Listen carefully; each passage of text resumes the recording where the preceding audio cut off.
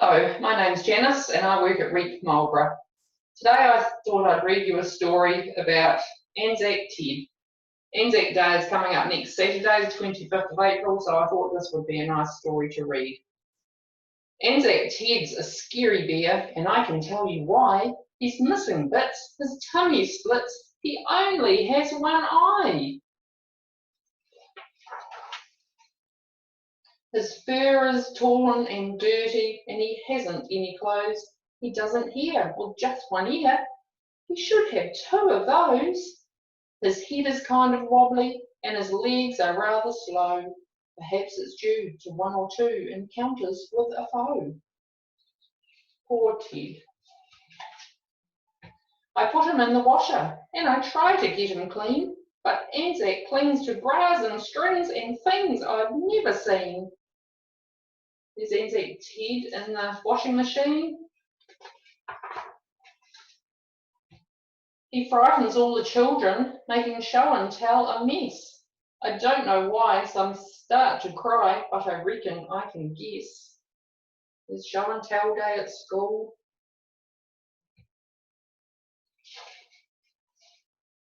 He never wins the toy show when we vote our favourite toy. He doesn't tote a single vote from any girl or boy. There's all the new toys and poor ANZAC Ted, old and dirty. Instead, the class just ridicules all 27 kids. Though no one knows my ANZAC's woes or just how brave he is, there's no vote Ted sitting on the chair. They just can't see he's special or the secret he may hold. He might look worn and badly torn, but ANZAC's very old.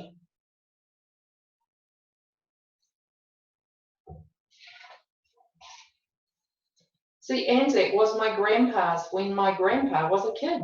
He made it through a war or two, just like the ANZACs did. When Grandpa Jack enlisted, he was only 21. He kissed his wife, he loved his life, and hugged his baby son. Then Grandma packed a teddy bear, the bear he called his own. For luck, she said, take ANZAC Ted. I know he'll bring you home. There he is, packed in his suitcase, off to war.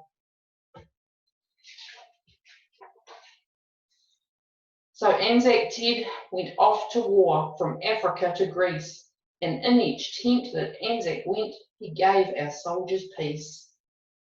There he is with the soldier.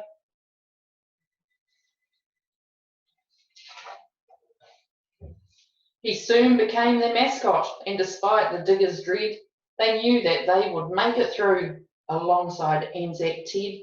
See him here in the backpack? So ANZAC was a hero when the war was finally done. Though battle sore and scarred by war, he'd faced his fears and won. He never saw a medal, but some heroes never do. And we don't see just how we'd be without our ANZAC crew.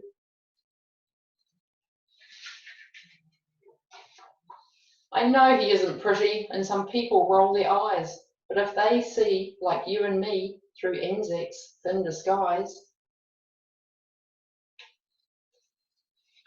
Here's the battle.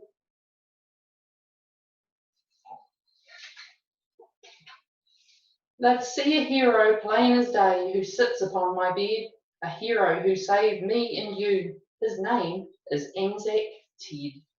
Isn't that a lovely story? Well, with ANZAC Day coming up, perhaps you'd like to make something for ANZAC Day. We can't go to the memorial clock in town this year, but perhaps you might find some leaves and branches and things out in your garden, and you might like to make a wreath or paint some poppies and hang them in your window just to remember those ANZACs. Now I'm going to read a little bit here about the ANZACs.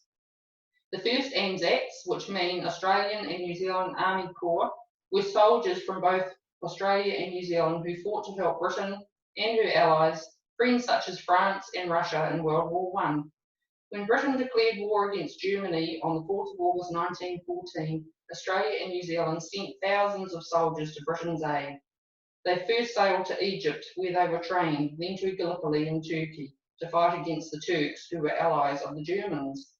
The Anzacs arrived at Gallipoli in boats on the morning of 25th April 1915, but they were sent to a beach that was easily seen by the enemy. So many of them were wounded or killed before they even landed. Still, the Anzac spirit prevailed. Courageous, young, and strong, the Anzacs refused to give in. Many fine men were wounded or killed at Gallipoli, and afterwards in the Middle East and on the Western Front in Europe, but their spirit lived on.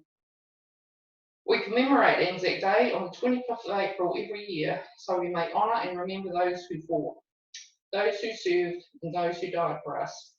While the first Anzacs fought or served in World War I, over the years Anzac Day has come to include Australians and New Zealanders who have fought or served in all wars, conflicts and peacekeeping operations. The Anzac legend was born from a doomed campaign at Gallipoli. But rather than focus on loss, we focus on the characteristics of the Anzacs that contributed to the Allies' final victory: comradeship, bravery, tenacity, audacity, and endurance. These are the same characteristics that make us not only proud to be Aussies or Kiwis today, but which also strengthen our ties of mateship that not even the Tasman can divide. Thank you for listening. We'll catch you later. Be kind to one another and stay safe.